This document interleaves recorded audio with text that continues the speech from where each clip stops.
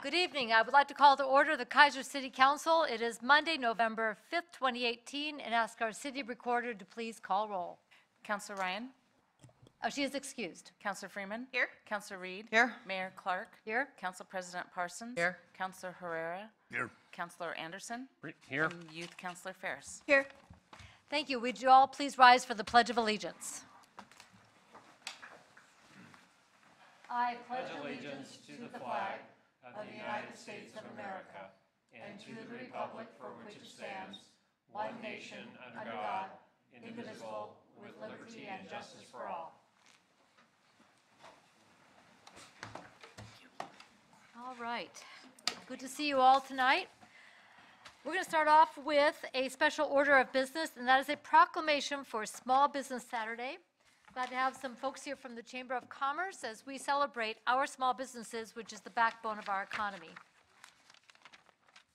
Whereas the City of Keizer, Oregon celebrates our local small businesses and the contributions they make to our local economy and community, and whereas, according to the United States Small Business Administration, there are currently 30.2 million small businesses in the United States that represent 99.7% of all businesses with employees in the United States and are responsible for 65.9% of net new jobs created from 2000 to 2017.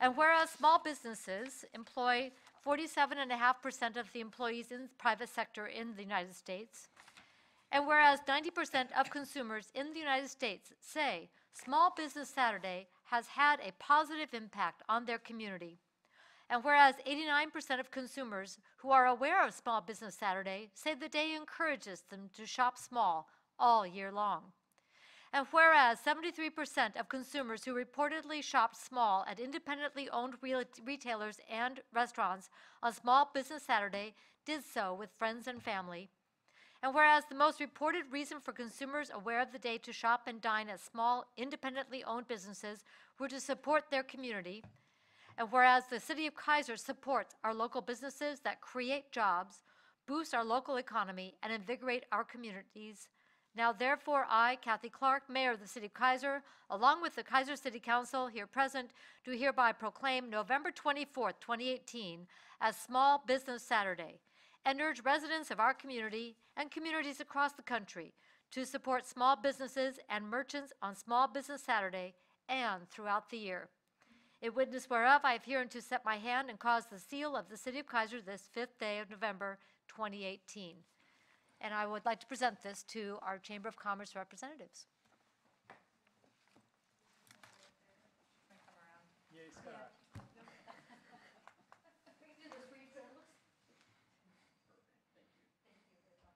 All right, rock and roll, guys. Thank you.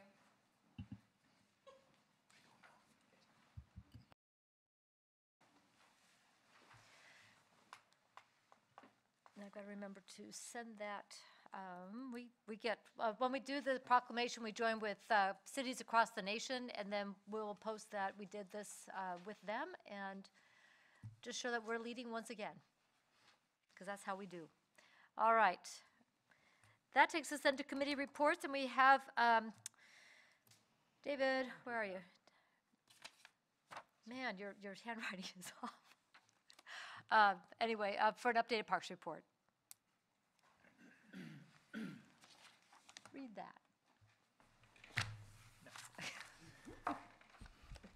that. Good evening. My name's David Loud, and I live in Keizer. I'm chairman of the Parks Board, which is just a herder of cats, by the way.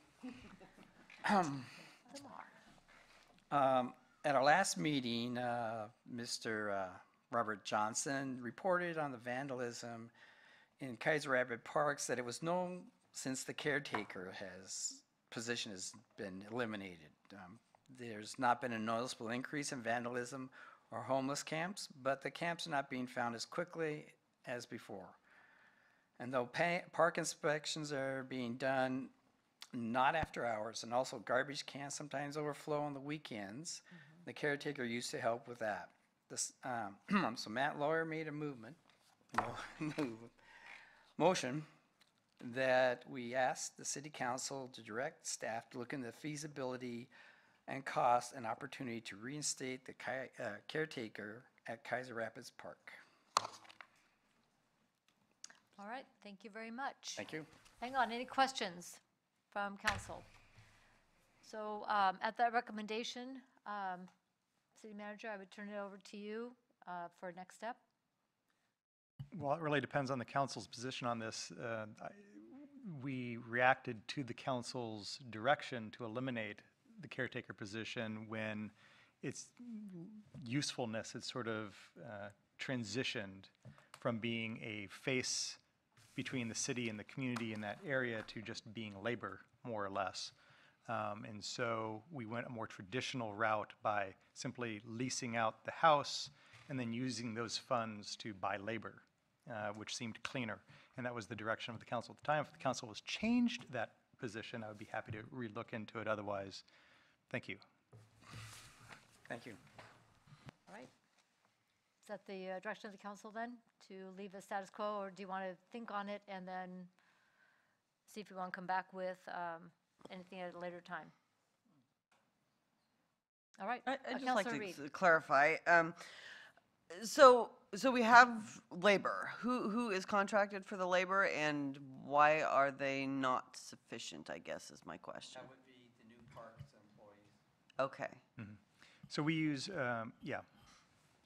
Sorry. The parks, yeah, and people on the other end of the television couldn't hear that. So the answer to the question was, we have the additional staff that we've been able to hire for all 19 parks. So there's been issues regarding after hours, things that Shane used to do in just being a presence in the park. And if I am remembering what I've heard from that conversation at the Parks Board, I wasn't there. Who was at the Parks Board that night? I think we had, yeah, I think that was a night where there was a scheduling conflict. I wasn't able to make it. My meeting went long. So, okay, so we didn't have representation there. Our liaison. That was the last one. Yeah, No, that was our last meeting. yeah, okay. So I guess a follow-up question then. So if we do maintain the status quo, how can we solve some of these problems a little bit more efficiently, I guess is Well, my question. I will And mention is that another Parks Board kind of, you guys figure out how to make that work, or how does?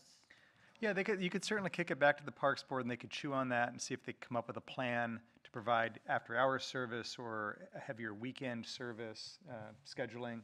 I will mention that Shane's family leases that house from us now at market rate, and he still does a pretty good job of keeping his eye out on what's happening at the park after hours, and will call in if there's nefarious activity occurring. So we're kind of getting some of that, but he doesn't do, he certainly doesn't, empty garbage cans and stuff like he used to. So that's purely upon hired staff to do now. Yes, Councilor Freeman. So I know with the trash overflowing, which Bill and I have talked about, especially at the Big Toy and especially in the summer, and which is great that it's being utilized, but if there's birthday parties, and unfortunately I've been there early the next morning, I guess, and have observed multiple trash cans out there overflowing, and I know the parks representative does not come on until 10 a.m., correct? And so, and I don't know if, I'm sure this person has their rounds that they make, correct? And so I'm not sure what other parks are experiencing, for people that are there early before it gets too warm. I mean, are all of our parks, do we know if all of our parks are having maybe potential trash issues, and look at maybe during budget time or other times that we have an earlier start on maybe the weekends during the summer? I don't know, I'm just asking. I'm not aware of any. Point it up toward your. There you go. Yeah. Eat it. No. Oh. Oh, Nate's. Is that one better? There we go. I have not heard of any other really complaints system-wide. The Big Toy is an issue. Historically, what we have on the weekends is staff come in a little bit later for a couple reasons. One, they're here to run the splash fountain. and 2 for reservations. And so they focus on this, getting the splash fountain ready, reservations that are coming in for the various amenities in the system, and then to the rest of the park system as they can get to it.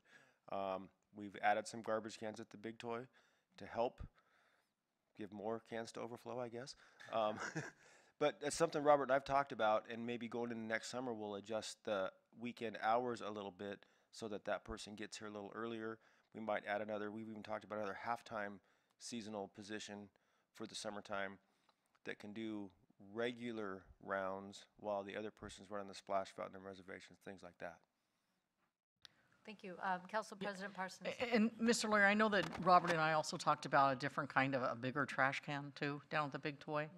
They were, and we haven't done that yet. Are we still gonna We'll do that? have those in place by, early next spring. Okay, perfect. absolutely. All right, that should help. Yeah. Okay, thanks. Maybe a little more critter resistant, because I think there's some humans, but there's also some scavengers that go, ooh, leftover birthday cake, yum, yum, and the next thing you know, everything's been tossed. Yeah. We've talked about trying to come up with something that's still user-friendly, but more critter-resistant, I will say. It is. But, the ones down at the Capitol that actually, do some compacting. So they're solar powered, I believe, and so they'll take the trash, they'll compact it, and then they'll send a signal when they're full. So there are some of those for high utilization parks and other public facilities. We can look into that. All right. Thank you. Anything else? All right. Then let's go on then to public testimony. This time is provided for citizens to address the council on any matters other than those on the agenda scheduled for a public hearing. And we have no public hearings tonight, so you're all here to talk about other stuff. So I will go ahead and start with Danielle Bethel, Dave Wallery, and Scott White to talk about the Jingle Dash and Holiday Parade permits.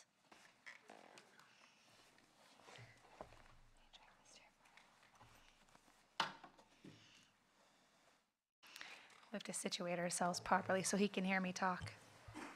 I'm on the wrong side. Are you? That's okay. I got my hearing aids in. As if I'm not loud enough. I'm Danielle Bethel, resident of Keizer, and I'm also the director of the Keizer Chamber. Dave Wallery, Keizer, Oregon. And Scott White, Keizer, Oregon. And we're here tonight to talk about the Keizer Jingle Dash and the Holiday Lights Parade that's coming up on Saturday, December 8th. And anything else you want to talk about for the holidays. I submitted a permit to Tracy and staff a couple weeks ago. I did a conjoined permit this year since the events are on the same day, the same night. It just made the most sense to me, so hopefully that worked out. We are asking for a waiver of the fees for the permit requests and then to waive the fees for potential food trucks that we have possibly located in different business lots along River Road, similar to last year. Okay, That's it. that's it. All right. Well, I mean, we could talk about the tree and the lights and there's things, Oh, but why don't you go ahead and talk about that, and then, Councilor Freeman, did you have a question? Yeah, yes, go for it. Councilor, yeah. Nothing. I don't have anything. I was just moving my hand. I'm sorry. Councilor Reed. Okay, so I have some questions about the permit requests and so forth. Is now the time to address those, or should I wait till we? If it's questions for them regarding that, or Okay. if it's for our deliberation, then you can save those for our Well, I guess conversation. they're, yeah, so I will take this Hi. opportunity. Hello. Okay, so I'm seeing, unless I'm reading this weirdly, I'm seeing a discrepancy between page 12 where it's requesting up to 10 food trucks for those lots, and then on page in 32 in Exhibit A, it says 1 truck or food cart located probably each. just a typo. Okay, so it's 1 No, it's up to 10. Okay, so that should be changed on the Exhibit A then. I don't know who Page you're asking the question of. 32, It looks like so- Shannon wants to oh. answer. Yes, Mr. Johnson. So let me turn to that. It's not an error, I don't believe. It's indicating that except for one location, I can't find the right section, except for one location, it's 1 per location. So where it says may have 1 food truck cart located at each of the following locations, is that where you're seeing, Councilor Reed? Yes. Okay, in item 3? Yes. And except remodeling by Classic Homes is going to have 2. So there's 9, there could be up to 9 locations, and one location would have 2. The other ones are limited to 1. Okay, well, it does say that in that first thing, that, up to 10 each, on each, and so that's Oh, I'm just- sorry, where was that? In Yeah. Page 12, the which staff is- report, or? Yes, in the staff report. Very Well, then bottom. that might be wrong. Yeah. Yeah, it's not our, I mean, yeah, if it's, I'm 2, sure it's then just a typo if it says 10 because it's just one that it we're says up to 10 requesting. food trucks or carts at each of the following locations. We're overachievers of the chamber, but not quite that So much this time of year. yeah, that's a lot of No, food carts. Rocking and rolling. Yeah. Yeah, that is an error in the staff report. So Okay. the permit itself is the correct document. Okay. With Yeah, one, the resolution is correct and the exhibit's correct. all Okay. right. And I had one more question, and this is regarding the itemization of the fees, the application fee, the police staffing, public works staffing, public works barricades.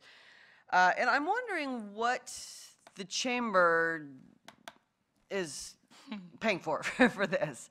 So it's just informational, Yeah. budget-wise, what parts are you guys sponsoring, and how much are you taking in, and those kinds of things? So we cover all the staff time to make the entire parade happen. It's about Okay. a 7-month venture to plan the Festival of Lights parade. There's a lot of logistics involved. I was just talking to Councilor Freeman earlier about the fact that it costs us $1,000 per marching band. So we have pass-through sponsorship that comes in from different businesses in the community to pay for that. Where is that cost coming from? It's for $1,000 per- Oh, transportation. Okay. There's up to 3 buses typically per Okay, school. thank you, I see that. It's very expensive to move kids around. So that's a pass-through cost. And then we have an extensive cost in the lights and the banners that we have to provide to put, we put out, I think we increased the awards last year, so we have now at least 9. So we have a cost for that, and then each award winner has a banner that stands and walks in front of it with some students that's lit. So there's a cost with that. There's a various amount of supplies when we have to have particular types of lights because we require to have safety for all of our volunteers. So we have to make sure they're covered in lights. It's inclusive too of the Jingle Dash. So that is an expensive run to put on because we have to have all of the runners lit, and we pay for that. There's advertising and marketing costs. I mean, I could go on and on if you Okay, want. well, yeah, Yeah. that's basically what I'm wondering, is just kind of, At that the end end of of it. each parade, I typically bring an analysis and show different folks what it costs. So the last 2 years, the chamber took a loss due to staff time on the parade. We're gaining momentum in the excitement of the parade. We have gained a really valuable partner in Sam Electric, who just confirmed this last week that they want to be a legacy partner, and we won't have to go back to the table each year to ask them to come and be the primary sponsor because it's really up their alley, is what they said. It is? Which is pretty exciting. I'm very thrilled that I don't have to chase that sponsorship every year, at least for the time being. And then yeah. your income is sponsorships, and then just registration fees? Yeah, and- we charge a registration fee. And I mean, we spend about $7,000 a year on banners, which is kind of crazy, but that's just the thing because they're lit. And we came up last year with a fun structure, so they looked nice walking down the road. And there's just always different types of improvements with the number of participants that we get and the type. So this year we have a group that is bringing a bunch of dogs, which is going to be super great. But there's going to be some aftermath of that that's going to have to be maintained, and someone has to What a pay lovely for way of it. putting that. And it's nighttime, so we have to work through that, and there'll be a cost that we'll have to accrue for that. So how many floats and how many bands this year? I can't tell you the number of floats because Keizer does everything last minute. Like, we are champions of last minute. Right now, we have 22 floats registered, which is great. But we have 6 marching bands. We have 4 high school bands, and we have 2 bands coming from Portland. One is The Beat Goes On, and then we have, which I'm so excited about, just a drum line group coming that I recruited from the food market downtown, Saturday Market last year. So it's going to be very loud. Oh, yes. And we're setting the Keizer Community Band up on, Chief T will appreciate this, close to the intersection of Chamawa and River Road to play through the night for the participants, folks listening. Yeah. So Yenny and Schofield entered into a relationship with us. We're going to put up some Northwest Natural Gas tents, thanks to the relationship we have with them, and we're going to put up some band, I don't know what they do. They play, songs on their trombones. All right, thank you. Thank you. Yeah. And so, just one thing to make sure that I've done my numbers correctly, the parts that the city has already budgeted through our budgeting process was the police staffing, the public works staffing, and the public works barricades. Those are all in our budgets. So, we put them in, I assume that we put in the staff report just for clarification, but they were not a charge that were being charged to the chamber, but to acknowledge that that is the monetary value of the police, public works staffing and equipment that we're already providing. So, and that is for a total of,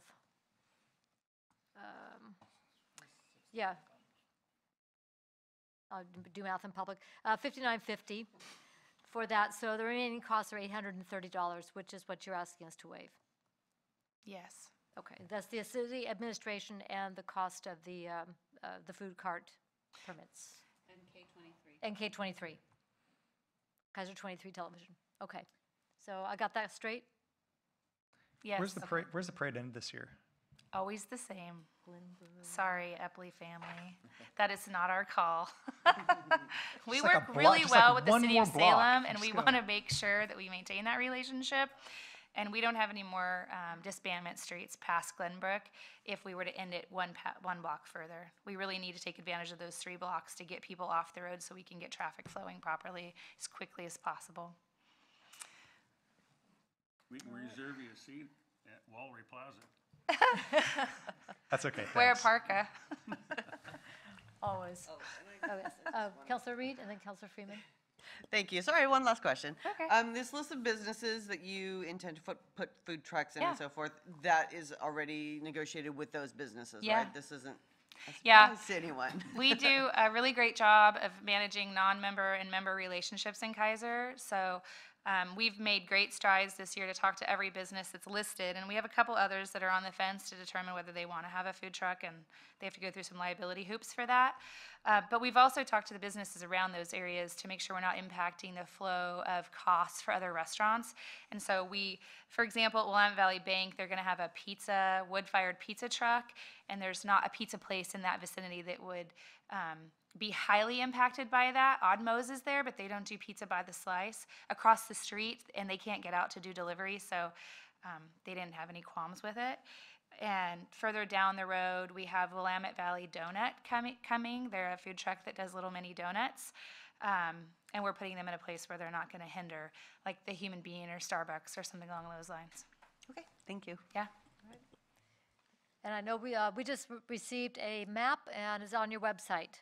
It's not on the website. This is just for your information to give you a visual. We're still working on securing food trucks. So as we do that, we will update the website showing folks, and we'll do marketing towards that push directly to make sure folks in the community know what's available. And for our viewers, your website is? KeizerChamber.com. All right. Any further questions? Counselor Freeman. It's not a question in relation to this, but we do have Mr. Christmas at the table tonight, and it may be my only opportunity to ask him, but I know he's been busily working on new lights for the Christmas tree, so I guess tonight, since we're in the holiday spirit already, let's talk about the date for the tree lighting, and then the other exciting news is when we're going to put the lights up in town. Well, the lights are going to go up on the 18th of this month, which is Sunday morning at 6 o'clock. We gather at Copper Creek Mercantile, so if we could maybe get some police escort to help us with the secure, Talk to Trevor? Okay. talk to Trevor. Okay. I don't know what time your shifts start. There was a little confusion last year on Sundays. I'll talk to Trevor. Okay. So that'll be Sunday the 18th, 6 a.m. we start. We probably already have a lot of volunteers. I'm not sure how many we're using this year, but we've got quite a few. I secured the forklifts today. This is basically set up for you guys, because you guys own the Christmas lights, or the city owns the Christmas lights. As far as the tree goes, the tree lighting ceremony is going to be on the 4th this year, Tuesday. Ceremony starts at 6:30. And we're going to decorate the tree the 1st, which is on a Saturday at 8 o'clock in the morning. And R&R Tree Service helps us decorate the tree this year, Saturday the 1st. Saturday the 1st. 8 o'clock in the morning. The Christmas tree lighting is on Tuesday, December 4th, and it starts 6 decorating. o'clock, and Santa arrives around 7 p.m. Okay, I didn't hear that. So it's 6, not 6:30. Well, we had, seriously, last year we had people showing up at 5:15. So we advertised from 6 to 7:30, and we'll have cider ready at 6. Everybody wants to get a cookie. That's a true story. It is. And the kids get very excited waiting for Santa to come, and Mr. Christmas does a great job getting, along with Scott and everybody in the tent, getting everybody all excited. And the community band starts playing. Yep, Keizer Community Band will be there again, we'd like to undercover, invite thanks to you all Northwest down. Natural. Yep. I Hey, need a we'll be little there. assistance from you. I'll be there Great. with bells on. It's also the same night as the going away party for Janet, so Yeah. we're juggling staff to try to make sure we can make it all work, but So at least put in an appearance. For our viewers, Commissioner Janet Carlson, they're going to be having a retirement party for her. She did not run for reelection. She's retiring and going to move on to other opportunities with her own family. So I want to join with everybody in wishing her the very best and extend our deep appreciation for the work she's done in our community. So we will try to arrange for transporters or something so we can do everything. okay. All right. And we just have one more final announcement that we were saving that we wanted to tell you about. All right. After many years on the board with the Keizer Chamber of Commerce and have gone through a couple different moves with that organization as far as locations, we have a very special announcement to make as far as the new location we're going to move to. That will be suit us for many years to come. So we've been working diligently for the last couple of years to bring the chamber back to River Road because I think it's really important for us to be within our community to enhance the vibrancy of our businesses here. So in about a week and a half, we'll be relocating to 4118 River Road, which is really right in the heart of Keizer. It's right smack in the middle of River Road. If you know where the yellow tie house is, we're going to be the brown building directly to the south of that, and we're going to be the west end cap with all the windows. We're very excited. We are doubling our space. We have a visitor center that we're putting in. We've been working with lots of travel organizations to make sure that we do it right and have opportunity to expand that and bring tourism location spaces to downtown Keizer, if that's what you want to call it. We're going to be right at the end of the Iris Festival because it's at the end of the driveway. This year, this question came up because I kind of planted the seed a little with the permit. The Jingle Dash is hosted at 4118 River Road. So we've moved it from JC's Pizzeria to our own parking lot, and we'll have a very, very mild open house type concept that night because we'll all be running ragged, making sure things happen, but it'll be open to the public and we'll have staff so folks can come look through it. But we're very excited about it. Congratulations. That's Thank you. awesome. Yeah, so thank you for all of your support. We couldn't do it without everybody that's sitting around this room. We know it's a lot of work, but we hope you'll stop by. We'll send out an official announcement and a grand opening once we get the pictures on the wall, but it'll be a couple of weeks with Thanksgiving coming. Very good. Well, I think it's a wise move, and I know that Keizer Station's been happy to have you, and you've been a great presence there. But you're right, there's been a lot of encouragement to find space on River Road, which doesn't come cheap and doesn't come easy, but it's worth it, I Yeah. believe. I Thank agree you. with you We couldn't do it guys. without our members, so thanks Yeah. to them. All right. Thank you That's so it. much. Thank you. And happy holidays. Thank you, too. All right. Next up, Mike DeBlasi talked to us about Resolution 8A, authorizing the support for commercial air service.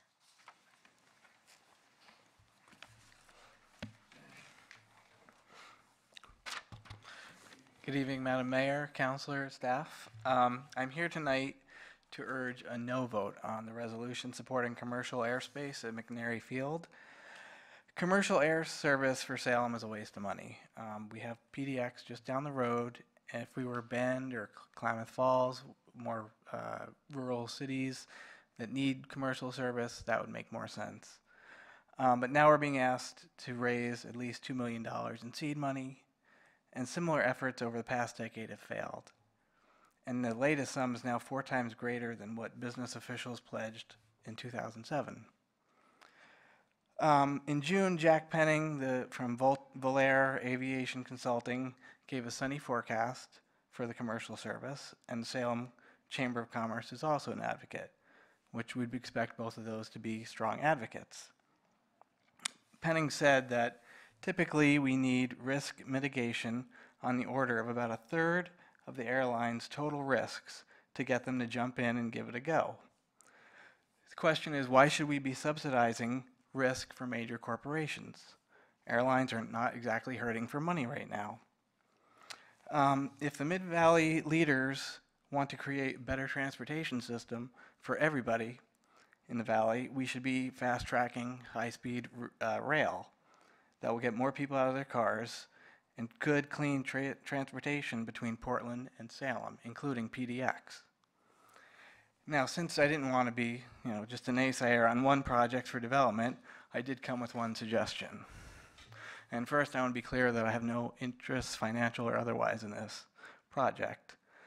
So the one suggestion I had was that the Keizer City Council should support a resolution for projects such as the intermodal facility in Brooks.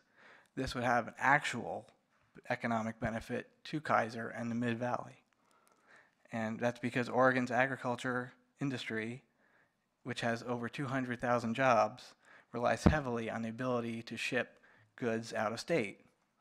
So Keizer would have the benefit of having more jobs nearby while providing shopping opportunities at Keizer stores and benefit the local ag communities, which will also filter down to Keizer.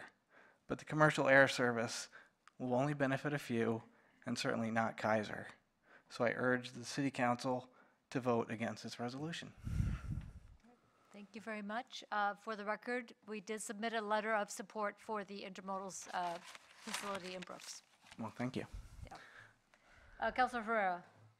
You make some valid and interesting points there, but it seems to me like, did you not, why didn't you bring this up when we had it? Because we've discussed it at length, and it seems to me like you're late. Yeah, well, unfortunately I am, but, you're voting on it tonight, so I would think. Yeah, but we've, I think that, like I said, some interesting points about alternatives, but, I felt like you're a little late on that. But I would like to have thought about it later, but thank you for being here anyway. Yeah. Showing up. Any concerns? All right. Okay, Any thank other comments or questions? All right. Thank you very much. Martin Dorfler, talking about water, question mark. Question, yes. Question. A couple of questions. Water questions. Just So if you two. just state your name and city of residence for the record. Martin Dorfler, Keizer, for 49 years now. Good evening, Madam Mayor, Council, staff. I attended the meeting on possibilities of growth, the 3 scenarios of expanding the UGB, infill, and staying where we are. The third one seems not possible, but my question was, I guess, at the whole meeting, I heard nothing about water.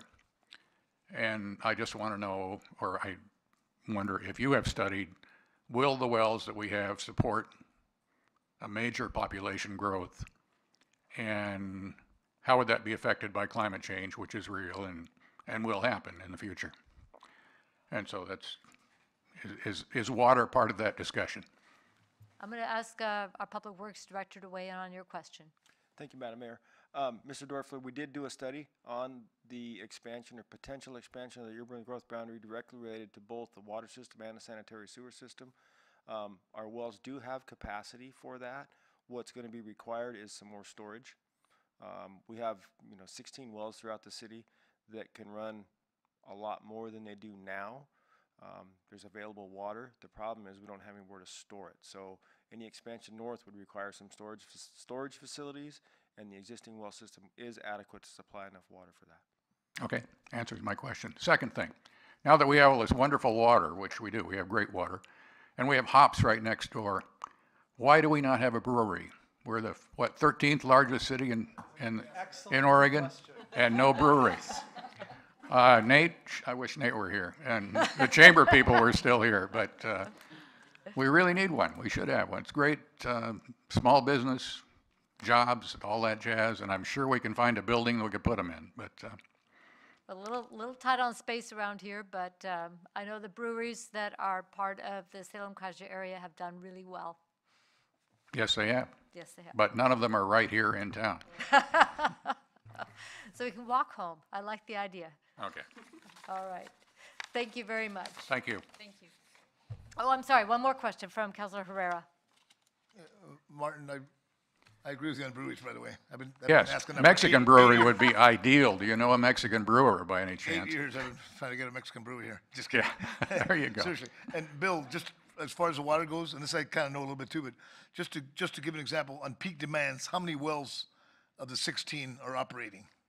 Summertime peak demands. Typical peak demands, the last 4 or 5 years, we've had 15 wells running. 15? 15. Wow. But See, the that's one, way higher. but the one that hasn't been running is 2,200 gallons a minute, so there's quite a bit left. Okay. Because just so you know, I know a little bit about that, and Bill's correct. It's a huge aquifer we're sitting on. So, Good. and thank you for the brewery thing. You bet. Thank you. All right, thank you very much. Mr. Anderson, how you doing? Fine, thanks. Charles Anderson in Keizer. So, well, the problems continue and are escalating over on Newburgh Drive with the McNary High School being that our side has the only man gate open where the other two are closed. But I was reading in the paper, I saw the paper, and it says, and it's just funny that he was mentioning about the parks, and the students did a good job of cleaning up the parks. But maybe they should be sent over to my neighborhood where they have renamed that street to Smokers Alley now, for the smoking students can go there. So that's not an unofficial name, but nonetheless, that's what it's called. And so somebody cleaned up the garage that was graffitied really heavy, and now it's been re-graffitied. And just the other day, they put more graffiti on the fence. The house that in question there is for sale. It's a bank-owned property, and it's for sale. And I think she was going to get some kind of an official no trespassing form or whatever for that property because the students keep trespassing. They peed on their door, on their garage door, kicked it in and jiggered it so it would go up. So obviously vandalism, I mean, it's going on obvious in the daytime. I watched them spray paint it. They were out of too far away for me to get a snapshot of them, otherwise I would have, and sent it over to the school to report the kids that were, I got a little glimpse of it, of a little bit of the graffiti, but it's continuing. So the problem's going on. So I'm just curious of where this is going. I thought that you guys won the election, but I've never heard of anything, any feedback of how they're gonna manage that parking lot that other than they haven't been able to purchase it yet from the church. So it leaves us high and dry, and we're getting have to confront with this all the time, the traffic, the trash, the litter, the noise, the graffiti and vandalism. So I'm bringing my complaint here again, and I wish that you guys would help us get that gate locked and make it into a closed campus. And there's nothing said, I never heard anything said about once they do acquire that church parking lot of them closing the gate. I never heard any promise like that. And so it's a problem, and it's really taken away from my life. And so I'm appealing to you again to try and do something about it and try to get that gate locked. So that's the only solution there is. Again, I'm gonna reiterate, they don't need that open and doesn't need to be a drop-off point. That the school capacity is not any larger than it was 3 years ago before Jesperson took over. And before that, at that point, there wasn't issues with this. There wasn't parking. Occasionally, a student or 2 or 3 would park there, no problem. And then it turned into this big problem that we have now. And I'm not the only one that complains, so.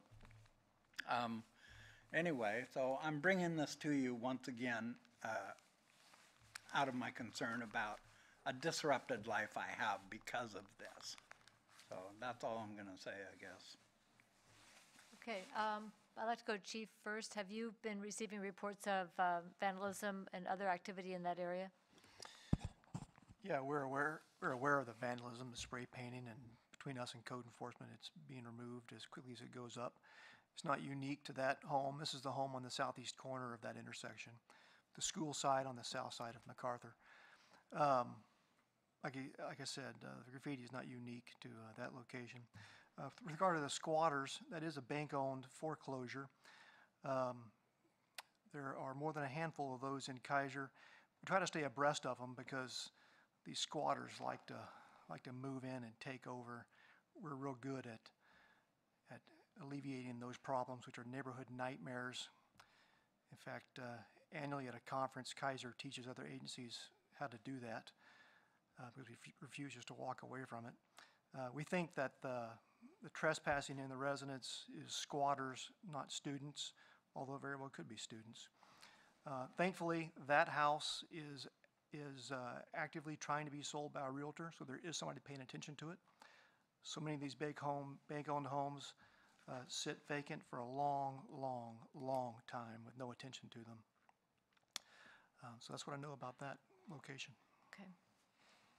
I'm going to say that the bank has done a lot of work on the house. They cleaned it up, took care of the lawn, put a lot of energy into working on it. And I happened to be able to go through it, and they made it fairly decent inside too. It's actually a nice little house. And so the students trespass over the lawn, not only trespass, they use it as a walkway to cut across the lawn. They drop their trash there. I don't know why. The security officer from McNary came over and was talking to them when and these aren't just like 2 or 3 kids. These are 8 or more kids usually that go out there to smoke. And so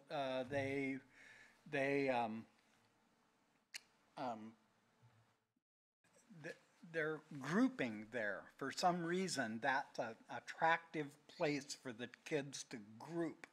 And they just keep doing it.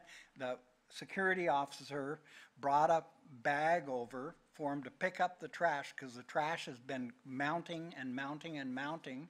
And so while he was there, they picked it up. Then the bag, that was 2 or 3, couple weeks ago, the bag is still there.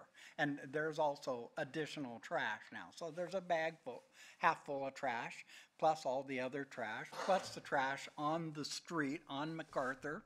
There's trash in front of my house. A big old plastic bag come out of somebody's car just today as I was, because I'm in my, I see this from my kitchen. So, and I've spent a lot of time in my kitchen, so this is what I get to see all the time. So there was 2 cars parked there, then they went away, then another one parked there. They constantly, and the police told me to get my trailer out of there, and I took care of that, and to not park. They told me that I shouldn't be parking within 20 feet of the curb. And the kids come in and they park constantly in the wrong direction. Not that I care and it doesn't really hurt anything, but they do. And not on one side of the street, but on both sides of the street. So they got the cars going in the wrong direction on each side of the street. I mean, just crazy stuff like that. But if I do something, then I'm going to get told about it. So it's just kind of makes it really unpleasant place to live here since this has happened. So. Chief had another comment, sir. Yes, with regard to the traffic, but the SRO clearly has other things to do besides sit out there in the mornings. But we're 7 days away from having our traffic team stood up. So I will alert them to the continued traffic problems over there, parking problems. I'll note, and I'm sure you know this, that the realtor is pulling her hair out over this. She's distraught that this home is probably not as easy to sell as it should be because of the impact of the students. She's talked to us, and we've had good conversations with her. I think we reduced her angst a little bit, if no other reason that we pointed out some things she can do. One of which is the home is now listed with us as we have a trespass notice. Typically, a trespass requires somebody trespasses, and then you tell them not to trespass again. If they trespass again, then they can be trespassed. Well, we have that notice, so we don't have to get a hold of her to go through all those machinations. We can trespass them, so we can deal with these kids that are on the property. So we're working with her to do that. Okay. There's trespass signs up there, and the real estate agent, I talked to her today, they do have a pending offer, but it's getting declined because of that brand new graffiti. The offer is on shaky ground now. I'll just say it that way. I don't really know the details about it, but that's definitely. And I discussed it with the real estate agent. I would like to file suit against the Salem Keizer School District and maybe even include Keizer in it. Sorry, but I'm just here trying to protect. And I've been working on that for quite a while, and I haven't made any headway with it. But hopefully someday I will. And I'm definitely want to file suit against the Salem Keizer School District. It's just that it just costs a little bit more than I can afford right now. But if I find a way to raise the money, it will happen. So I'm that concerned about it, and I believe I've been damaged. And that real estate agent, because of what's going on in the property, has been financially damaged without a doubt. So it's harming us. So that's it. Thank you very much. Okay.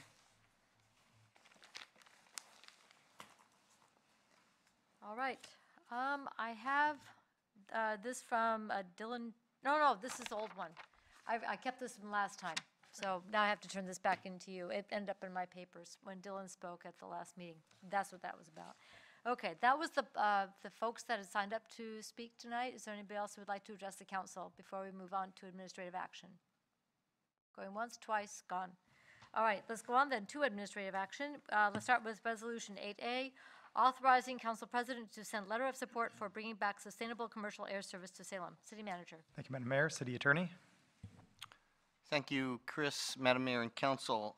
As was mentioned, Brent DeHart, member secretary of the Mid-Valley Commercial Air Service Steering Committee, was at the last council meeting requesting a letter of support for the project of bringing air service back to Salem, indicating that Salem has a thriving economy and mentioning the new Amazon location, bringing 1,000 jobs, a building boom in downtown Salem, 6 area colleges and universities nearby.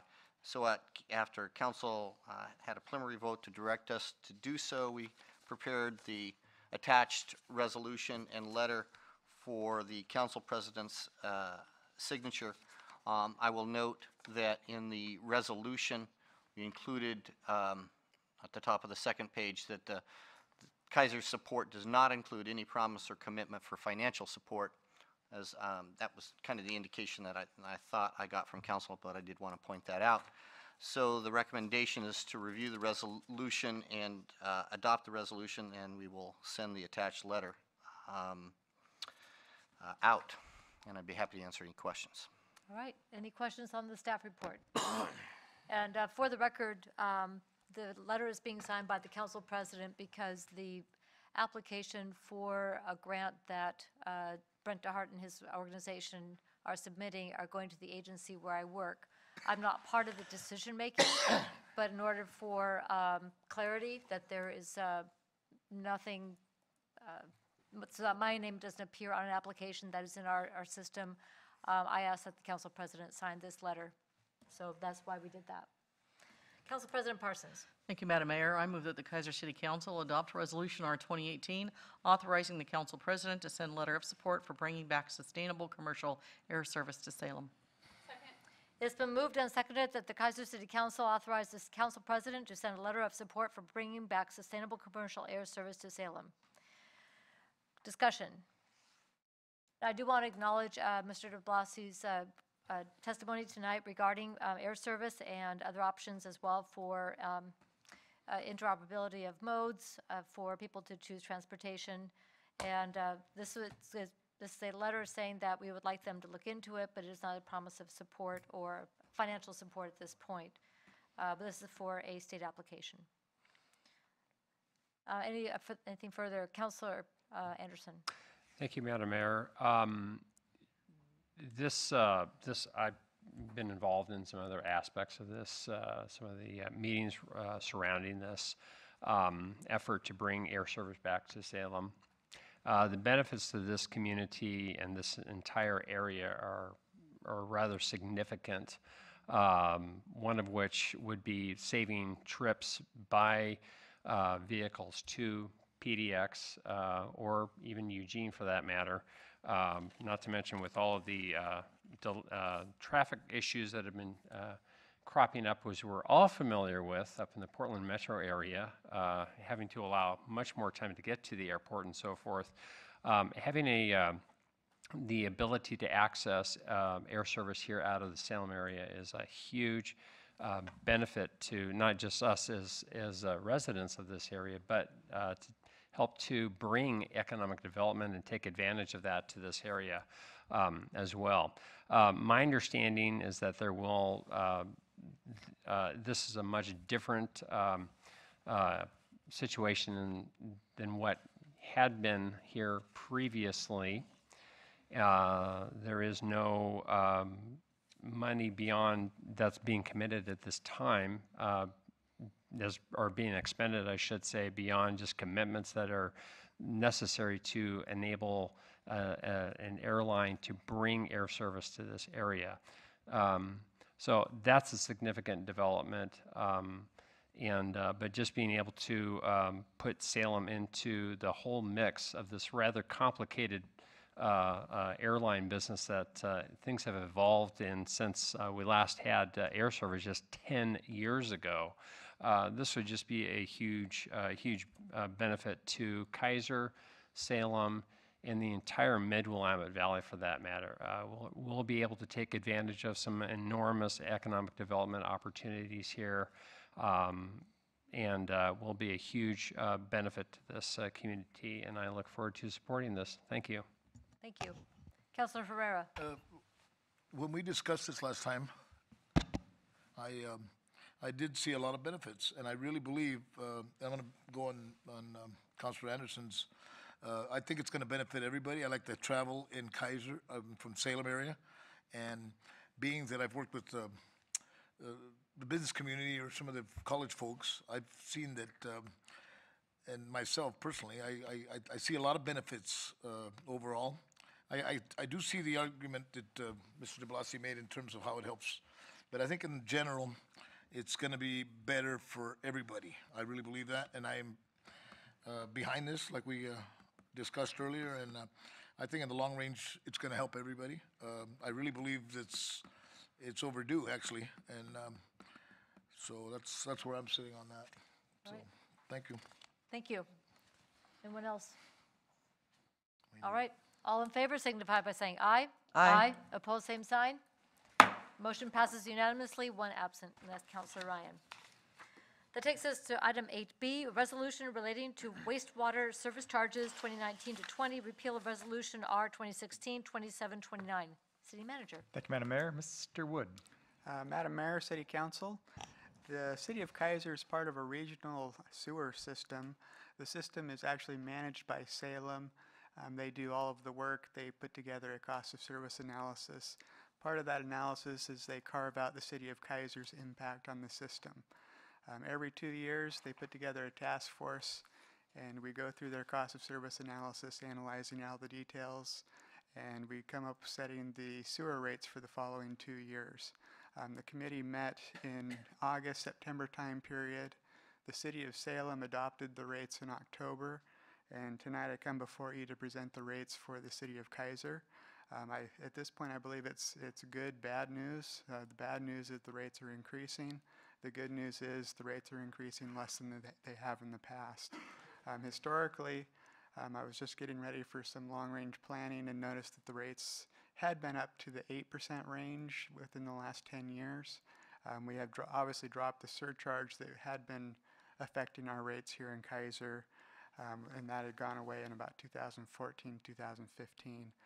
The rates for the next couple of years, it's going to be 2.1% effective January 1st, 2019, and then it's going to drop a little bit more to 1.9% in January 1st, 2020. For the average resident, that's going to be about an $8.52 impact for the year next year. With that, since we are looking at a rate, a fee on the City of Keizer residents, I do believe we're required to open it up for some public testimony. We've done that in the past. Yeah. Not necessarily part of a public hearing, but just if anyone has any comments. Right. State statute requires an allowance for public comment. It's not advertised as a public hearing, but it is allowed for public comment, so the mayor should make that announcement. Okay. So with that, I would recommend you open up for public testimony, if any, and then adopt the attached resolution. Thank you. All right, thank you. Any questions on the staff report? Anybody who is here present who would like to speak to this issue? All right, Council President Parsons, do you want to put a motion on the table? Yes, thank you, Madam Mayor. I move that the Keizer City Council adopt Resolution R 2018 relating to wastewater service charges 2019 to 2020, repeal of Resolution R 2016-2729. Second. It's been moved and seconded that the Keizer City Council adopt Resolution R 2018 relating to wastewater service charges 2019 to 2020, repeal of Resolution R 2016 to 2729. Discussion. I've got two questions. One has to do with maintenance. So I'm assuming that there's a master plan that was approved by all the jurisdictions that own that facility. Is that correct? That is correct. And I'm sure we adopted it at some point. It's just escaping my memory at the moment. Or is it that old? How old is the master plan for the wastewater? Do we know? I don't know off Is the top of that my head. old? I really don't know how old it is.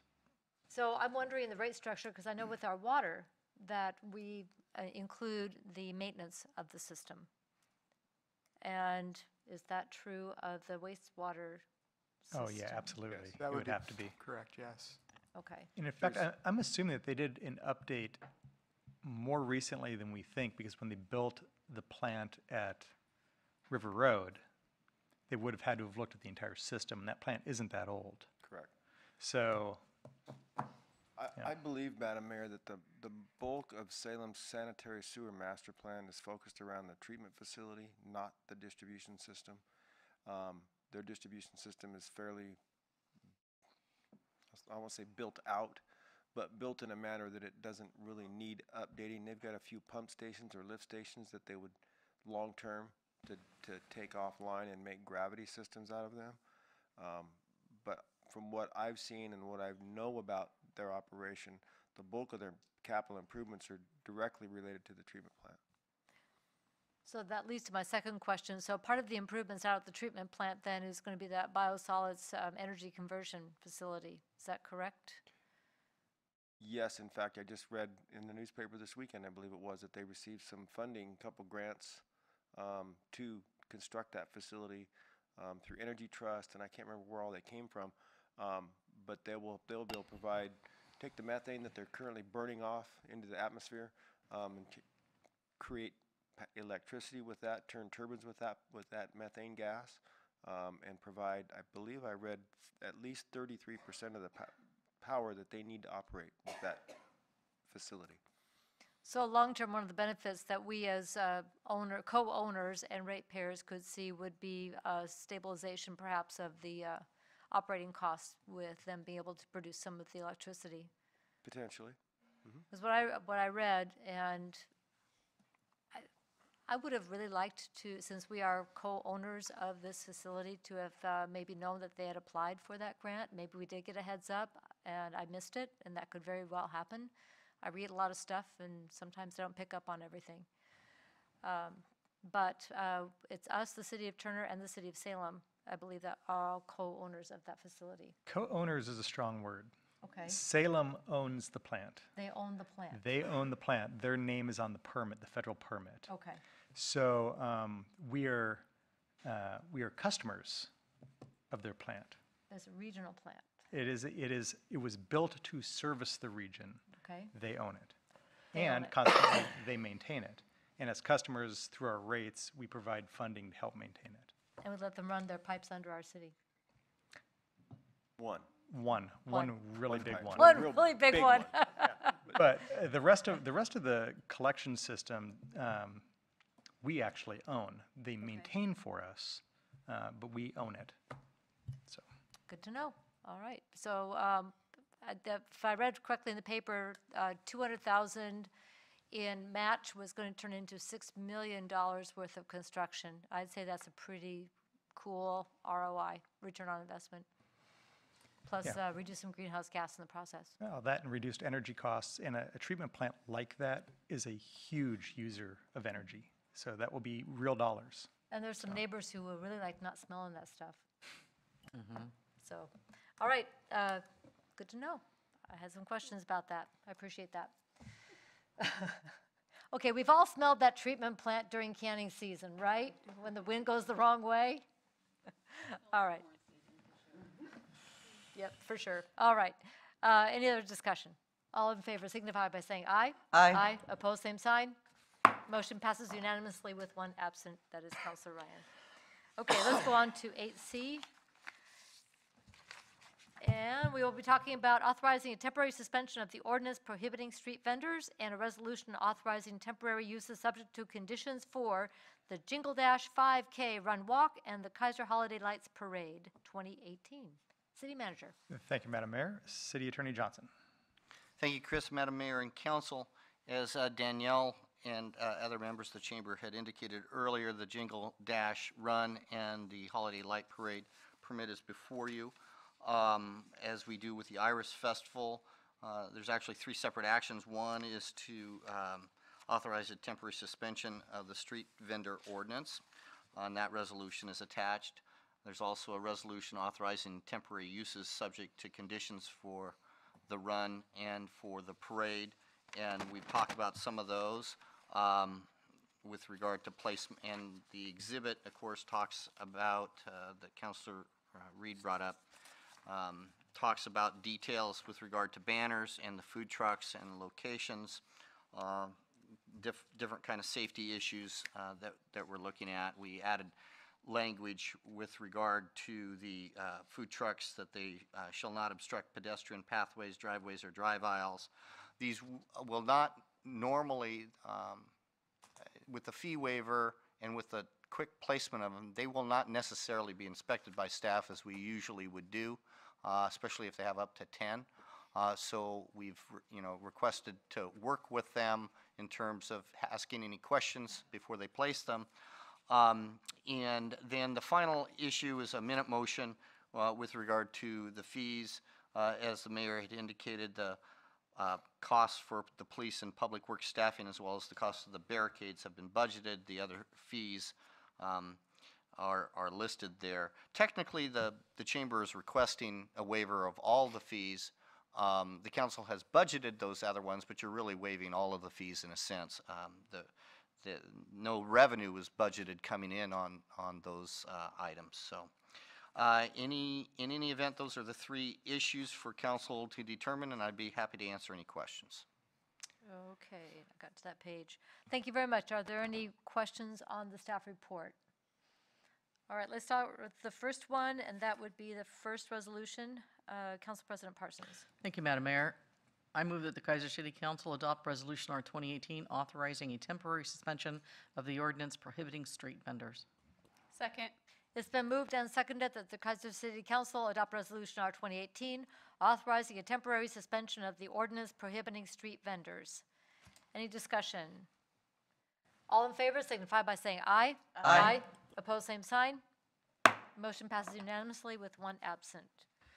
So the second one, Council President Parsons. Thank you, Madam Mayor. I move that the Keizer City Council adopt Resolution R 2018, authorizing temporary uses subject to conditions for Jingle Dash 5K Run Walk and Keizer Holiday Lights Parade 2018.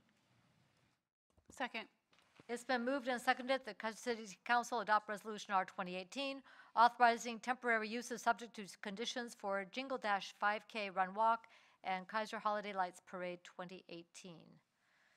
Further discussion? All in favor signify by saying aye. Aye. Opposed, same sign. Motion passes unanimously with one absent. Okay, and then we had one more thing to do, and that was the fees. So if, at this point, it is a given that those items are the police, the charges for police and public works are already in the budget. Do we just need to authorize the expenditure, or is that already a given? No, the expenditures are already authorized. The only question is, do you want to waive any of the fees, some, all, or none? Basically. Okay, so the amount we're talking about is $830 for the other charges and fees associated with the event. Anybody want to put a motion on the table? I gotta get there. You need to- Okay. It's, Trying to go back. There we go. Okay. I'll put a motion on for discussion. I move that the Keizer City Council waive all fees for the Keizer Holiday Lights Parade. Second. it's been moved and seconded that the Keizer City Council waive all fees relative to the Keizer Holiday Lights Parade. Discussion. Councilor Freeman.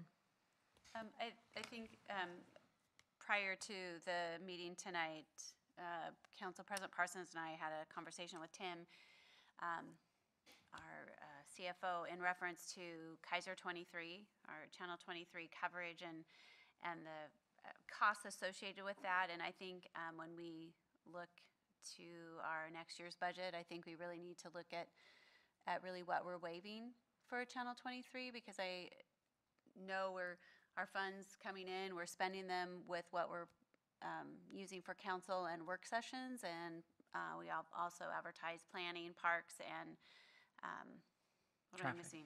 Traffic. Traffic, thank you. And not that this isn't a great event, because I think everyone loves this event, and it is nice for those that are not in attendance to see this event. But I think as we go forward with all of our expenses, we really need to be looking at what we're waiving. So. Agree. Agreed. Further discussion. So, the big bulk of this is the temporary use permits for the food truck locations.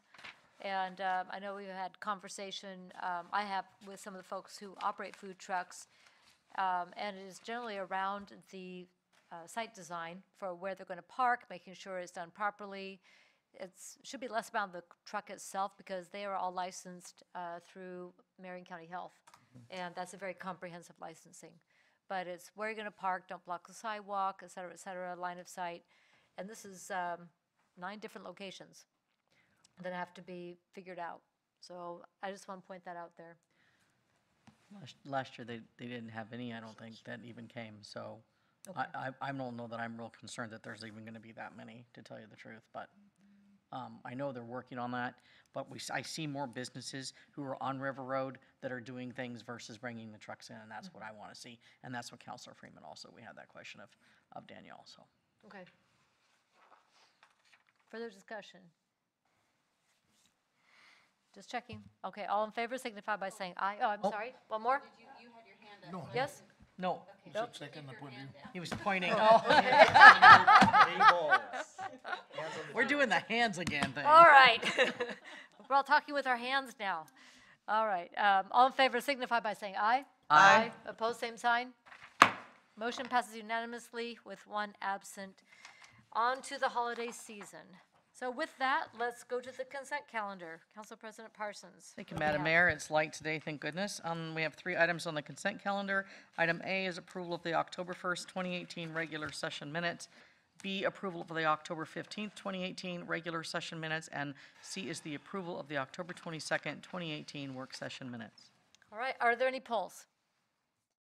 Seeing none, Council President Parsons. I move approval of the consent calendar. Second? The consent calendar has been moved and seconded. All in favor signify by saying aye. Aye. Aye. Opposed, same sign. Motion passes unanimously with 1 absent. All right, who wants to start tonight?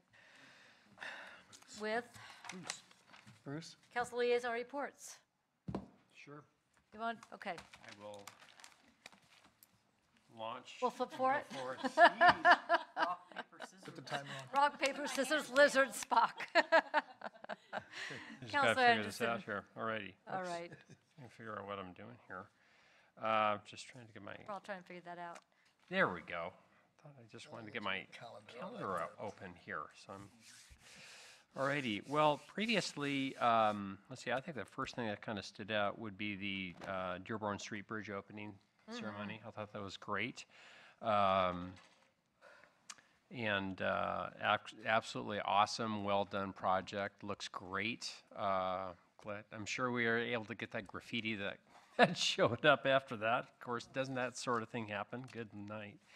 But it looks great, and I'm sure folks are really glad to have that back open. So I would just say kudos to Mr. Lawyer, and job well done. This looks awesome. A couple days after that, Dream Builders Lunch from Family Building Blocks took place, and that was something that I attended, participated in. Just an awesome program that I'm very proud to support. Of course, our last 2 work sessions found those to be quite interesting on our growth and our homelessness. Recap of where we're at that point. And also that just a week prior to that was really, as y'all, I think, went to the Marion County Reentry Breakfast. That was a wonderful program. I'm so thankful for that. And really, I'll be sad to see Commissioner Carlson go. She had some great foresight in pulling that whole thing together. And is absolutely so dedicated to really bringing things together and making a difference in people's lives for that. So that's really something I really appreciated. I'm jazzed to be able to go because now I can also be the first one to say, be sure if you've not voted or turned in your ballot, be sure you vote tomorrow. I'm one of those that, and my family absolutely has not voted yet. We have not turned in our ballots, and that's the little thing that'll save for another day to explain why it is that we hold on and to our ballots and wait, and I will personally turn those in at Marion County Elections Office. We also, this affects outside of Keizer, but I nonetheless think it's important that Salem Police Department's headquarters is going to be having their groundbreaking happening this Friday on November 9th. So I'm very excited and delighted that that is moving forward. Also have to thank you all for the good birthday wishes that you gave me, so thank you so much for that. Another year older, and my knees are getting worse, so yay. And then finally, this is the final thing, is I don't have my, I usually try and wear a poppy to commemorate Veterans Day coming up, but that's, we need to make sure and take time to thank our veterans for their service. Councilor Parsons, thank you so much for your service. And anybody in our audience who's joining us tonight, staff, your service is greatly appreciated to this country, and I'm thankful for that. This year's Veterans Day is noteworthy, though, because it's commemorating the 100th anniversary of the end of World War I. Wow. And so that's an absolutely critically important anniversary to remember, and to a tragic time in our history. So thank you. Thank you very much. Counselor Herrera. Thank you, Madam Mayor. Let's see here, I got on the 16th, Tuesday 16th, we attended the Bridging the Gap breakfast with the mayor. And then after that, we scurried on over to the Dearborn ribbon cutting, which was quite interesting. I missed the big scissors though. Bill, you didn't have the big scissors, but still good. That 20th on Saturday night, we attended the NAACP Freedom Banquet. And I attended all by myself. John had an issue, but hey, listen, one thing I want to say about their awarded, they gave awards of some of the Freedom Awards, and one of them was a Raymond Bird, who was once a police officer, and he had just went into his new job with the Oregon Youth Authority, head of security, and left the school district, so he was awarded for that. And also we had Christy Perry and other folks, but that was a nice banquet, always is every year. On the 18th, our LAC meeting we started brainstorming for our fundraising for our annual event that we do next year in May. Also, the school district group of community, business, and education collaborative leaders. Is that the correct name, John? Because you're part of it. With the school district, where we collaborate? That's you. Okay, well. Yeah, that's. Yeah, we had, and then I think we're meeting tomorrow again, aren't we? Tomorrow morning? 7th? That's Wednesday. Yeah, Wednesday, you're right. And then on the 18th, I attended my cousin Linda Herrera's retirement from over 30 years of education at Chemeketa Community College. And if you haven't heard of Linda Herrera, she's incredible. She's helped so many people. She had about 50 of her former students there, and it was just a great event. So, and I'm just so proud of her. She's awesome. And then, of course, the long-range task force of Keizer Little League was Wednesday the 24th, where Clint and I went and, what did we go for anyway? What did you guys want from us? We wanted to make sure that we understood how we got to where we're at and Yeah. all the great work that's We gone talked- into yeah. that park. Yeah, some of our old war stories from Little League. Really wonderful stuff. And Good stories. and then again, thank you for the homeless, the update on the homeless initiative. That's always interesting, and I'm really impressed by all of the work and studying you guys have done on that, boy. And again, I reiterate Janet Carlson. I've been fortunate to work with her the last few years and with different situations, but she's definitely a leader, and she's amazing. I mean, she'll be missed in our area here. And I've heard she's moving to Idaho or something, but gosh darn it. Anyway, then we went over to, last week I attended the school district boundaries meeting, which was kind of brief. It was about half an hour, and there were several of us there. It was quite interesting, and it was just, all they did was show the first proposal. It's not a done deal, but somehow how they're going to configurate, for lack of a better word, our school district in terms of the future for who's attending which particular school. And that goes all the way from grade schools to middle schools to high schools. And of course, McNary's what we always look out for here in Keizer. And I think we're going to be okay, being that it is the most populated school. And so we're looking out for that. So also, congratulations to the Celts while we're on that, because they won the league against West Salem. Yes. And then, of course, yeah, there you go. Here, why don't you And hold then- that up? Yeah, okay, there you go. There you Where's go. the- Keizer Times. And then, of course, we went. McGann and I went up to the playoff, and they had a rough start there, but they came back, and it was not enough against Lake Ridge. But they did a great job, and it was great to see Keizer people show up and support our Celtics. So it's always good to see that, and all our sports. I'm a football guy, so I followed that a little bit, but also. We are looking for mentors for our Cal Club this year at Kennedy Elementary. So any community members out there, anybody, church members, any organization that wants to, we meet only once a week on Thursdays, and it's only 1 hour a week, like I tell people.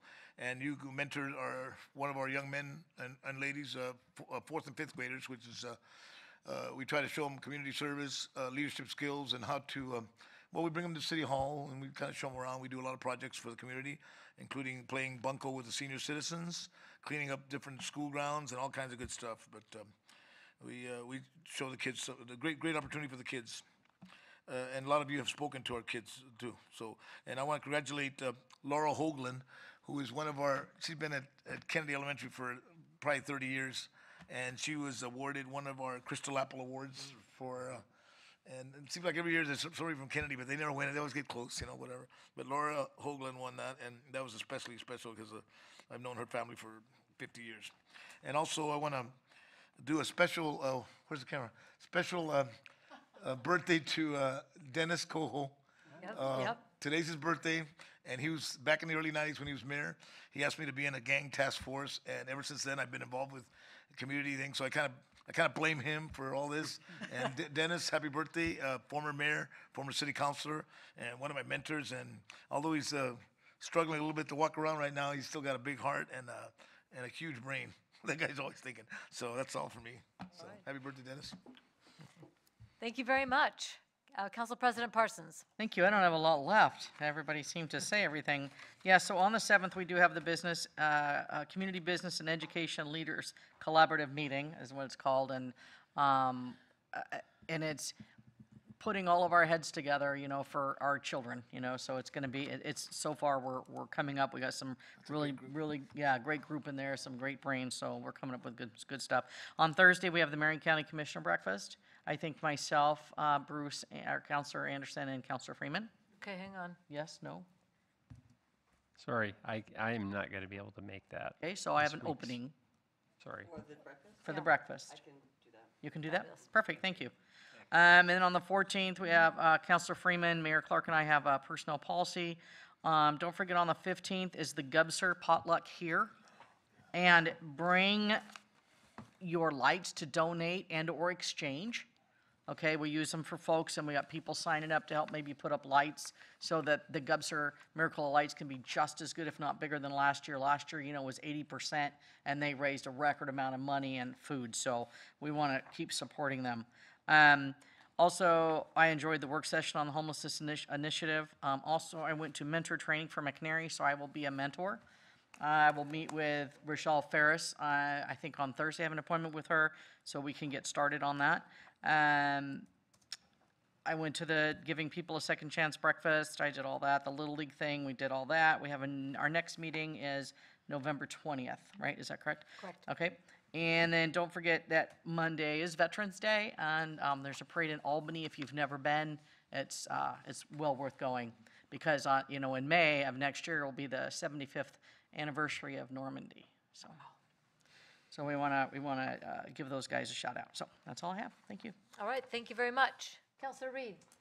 Thank you, Madam Mayor. We had a Keizer Festival Advisory Board committee meeting, and when is that? When is that calendar finalized? The and holiday coming out? calendar. When is that due to be published? It is already. It's already. Okay. I believe it's already. Debbie already has it on, and the chamber I think has it on their page. Okay, and where can everything. people find that?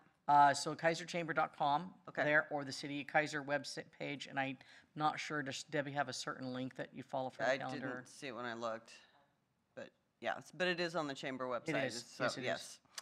And participated in the Country Glen Park cleanup and was really impressed that we had over 70 kids show up. A lot of middle school kids. We also had the JRTC folks there, and it was a Club? in the Latino Club, yes, thank you.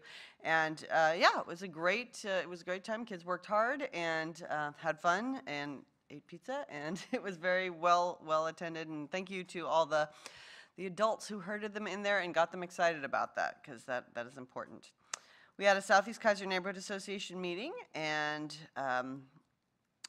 nothing particularly new to report there. We are looking, as Councilor Herrera said, as far as the mentor program at Kennedy, we are also trying to do that at Weddell as well. And so, so if you live in that neighborhood and want to participate in that, that would be fantastic. This Wednesday, we have the senior versus staff basketball game. It's a fundraiser for the senior class. So that's always a lot of fun. Interesting trash talk going on there between seniors and staff. But yeah, it's a lot of fun. We have the Stormwater Advisory Committee meeting this Thursday on the 8th. Keizer Heritage Foundation Board meeting on the 13th. The Keizer Area Band Concert on the 14th. At McNary, conferences are coming up starting the 19th. So the 19th and 20th are when conferences are for that. So please put those on your calendar if that is relevant to you. This week we have the Oregon Shakespeare Festival visiting McNary, doing various workshops and performances there. And so I'm really excited about that. This is the third year of our partnership with Oregon Shakespeare Festival, and it has really been a fantastic experience. Really excellent. There is a musical review entitled Come Together, which is a choir and other musical groups involved. That's this weekend, November 8th through the 10th. And winter sports are starting.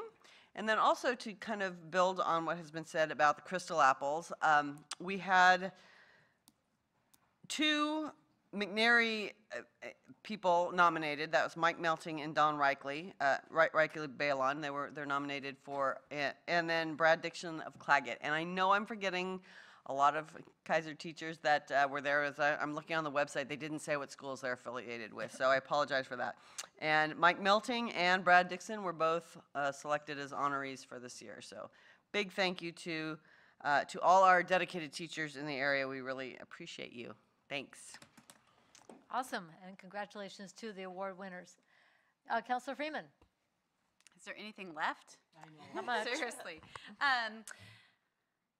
I would just comment on the Marion County Reentry Breakfast. It is always an enlightening morning, and 10 years of looking back, which was pretty amazing in that respect, and the wonderful gentleman who was given a car that morning, I think was very spectacular. And I think anytime, for me, when I see Janet Carlson cry, I think it makes the whole room cry. So it's like, she can't do that, right? Especially not early in the morning. But it was great to see the room full, and we were at the Salem Convention Center this year versus the Broadway Commons. So I know for their 10-year anniversary, that was pretty exciting to be in a larger venue. Bruce and I had the opportunity to sit at the same table. The other Keizer counselors were up front. Bruce and I were in the back, but it's okay. We made it work back there. Quorum. There we go. The only thing that wasn't mentioned so far, how about Thursday, November 8th, the West Keizer Neighborhood Association will be meeting here at 7 p.m. And our speakers this month are Eric Bandonis. He is a Marion County Parole and Probation Officer, and he usually visits us once a quarter. Tammy Wild, who is the author of Images of America Keizer. And then Bob DeVore from the Bottle Drop, a new way to recycle cans and bottles. So more recycling. So I would encourage everyone to attend. There's usually always some cookies or something, thanks to the group. And then I would just like to give a shout out to the Keizer Elks Lodge. Yesterday they hosted a veterans dinner, so it was free to local veterans and to their families, and they served about 200 dinners. So it was really nice to see veterans there, and then all the volunteers who put on that event as well. So it was just a nice way to pay tribute to our veterans in our community. So thank you. Thank you very much. Just batting cleanup here. Went to a lot of the same things. Also, I had the Council of Governments Board on the 16th, and we're working toward the new lease, and looks like we're getting really close on that. So they're expanded services. They're adding more, a little more staff, and it was time to renegotiate. So it looks like we'll keep in that location if all goes well. It's very convenient to the Capitol as well as to the county. Coffee with Kathy was on the 20th, and I want to thank again, there are wonderful coffee shops that host this every month for me, which I really appreciate, and I love meeting with folks and hearing their ideas. And so this one was at El Patron. This coming month on the 17th, I'll be meeting with folks who want to drop by at 10 a.m. on the 17th. Come by, coffee is optional, good conversation is mandatory. McNary Restaurant. OMPOC, the Oregon Municipal Planning Consortium, met in Bend on the 26th. Again, we're talking about the legislative agenda coming up into the new session, transportation funding, and also looking at how we can make sure that our system is well maintained in all modes. So We meet with folks from the big MPOs, little MPOs, east, west, north, south. We find that we are stronger together than if we're all trying to figure out on our own. The Homeless Initiative Steering Committee did meet on the 30th, the day after the work session here. The job posting for Ali Treischel's successor is online, and so if you know anybody who has that skill set, who wants to continue the good work that she has begun, we want to hear from you. Definitely go on to the Mid-Willamette Council of Governments website, and the applications are there. Personally, I want to thank Ali for the tremendous work she did. I did forward to you. I left a hard copy for Councilor Freeman, but there's the electronic copy of the asset map, money map for homeless services that we provide through our region is now available online. And if anybody kind of wonders, well, we're kind of a generous community. You know, we really try to look out for each other. Folks, we are a very generous community. A lot of us are working in so many different ways to try to serve people effectively. What people didn't know was who else was doing the work. And by having a coordinator who's helping us understand who's doing what and where, that improved communication is helping us serve people more effectively. That's what this position's about. We need to continue this great work so that we can keep on serving people, but do it smart and do it better. And most importantly, provide stability for people who are the most vulnerable in our community. I am very, very honored and just so grateful to be part of this area-wide. Right before this meeting, I had an opportunity to participate in a panel, or not panel, it's a task force they called Our Salem.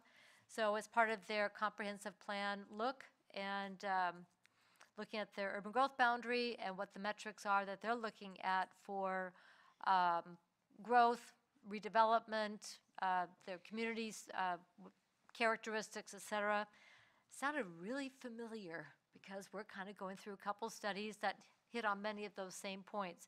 The reason I'm attending is because, as we know, just make sure everybody else knows, Keizer and Salem share an urban growth boundary. Their boundary doesn't change without our say-so, and vice versa. So we'll see what they come up with. And last but not least, the Keizer Art Association Black, White, and Gray Show will be 6 o'clock this Saturday night. Now, anybody who went over to the Keizer Heritage Center and saw Quality of Life, Keizer Homegrown Theater, got a chance to get a sneak peek of that wonderful art show. It is, once again, absolutely spectacular. Get over to the Keizer Heritage Center. We've got art, we've got library, we've got theater, and the museum. We got it going on. If everybody covered what's coming up. I sent an email to everybody, but I need you to go back and look. We've been asked to work at the Food Barrel on December 9th, which is a Sunday evening. Traditionally, we've been the first Saturday, and the organizer for this year has asked us to look at December 9th. So let me know if you can make it. It'll be only for 2 hours. We don't have to do 4 hours anymore with our feet freezing to the pavement. So I can do that. okay. All right. We got quorum. Okay. And that's what I got. Oh, and then a little caveat to everybody, and I saw this on the top of our webpage. Folks, it is leaf season. Please do not blow your leaves into the street. It clogs the storm drains. Thank you. With that, we will go to our city manager for other business. Our youth counselor. I looked right at you and then went right on. Youth Counselor Ferris, what you got for us? Okay, Counselor Reed covered quite a few points. However, I still have some left. Friday, I believe, is Living History Day. So we will have a assembly honoring the veterans, and many veterans will come and attend, as well as attend classes and share their story. It's a wonderful tradition that McNary has, very near and dear to our hearts, so we enjoy having them every year and honoring our veterans. For the college week that I had discussed last session, over 125 seniors participated in the admissions application events.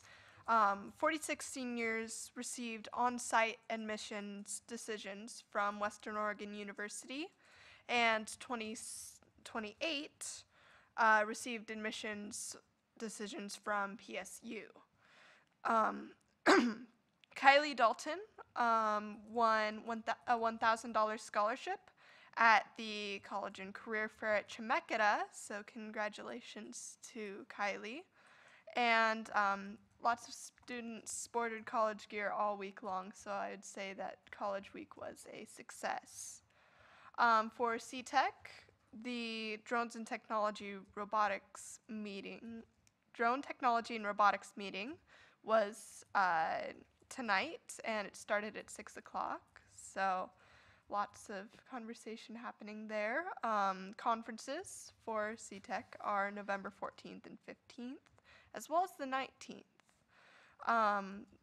Additionally, the Oregon Game Project Challenge is having a meeting on November 17th.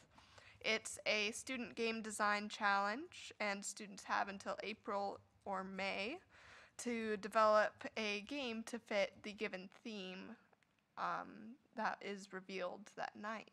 So it's a very interesting challenge, and it will be hosted at CTEC. Sounds cool. All right. Okay, thank you very much. All right, then let's go to other business. This time is provided to allow the mayor, city council members, or staff an opportunity to bring new or old matters before the council that are not on tonight's agenda. City manager. Thank you, Madam Mayor. Tracy? I have nothing, thank you. Tim? I have two things tonight. The first is continue to conserve water. We are in the middle of the sewer reset period. Your pocketbook will thank you come March and April. The second thing, if you haven't voted, we do have a convenient drop box in our parking lot. It is the white box out there, and it will probably be 4 or 5 cars deep tomorrow. So get here early and vote. Thank you. Vote early, vote often. Chief Teague? We're finally seeing our police fee give us cops on the road. You'll see the traffic team hit the road next Monday. It's Veterans Day. They may not work that day. And we'll see our property detective assigned too. So it's finally happening. Thank you for your support. And frankly, it's not just building, putting more bodies in the PD. It's serving the public better. So the public knows our interest is traffic safety, not generating tickets. They should feel very comfortable with that. Mr. Lawyer?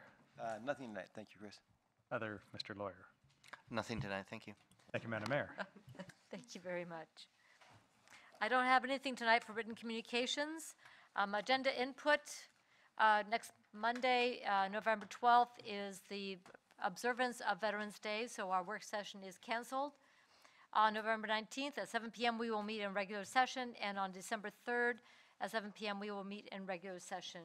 And then on December 10th, we will have a work session with the council's concurrence. I'd like to do a recap with our outgoing counselors and invite the incoming counselors, who will be hopefully decided tomorrow evening when the ballots are counted, go over goals and kind of overview of where we are, and try to give a warm handoff to the incoming council.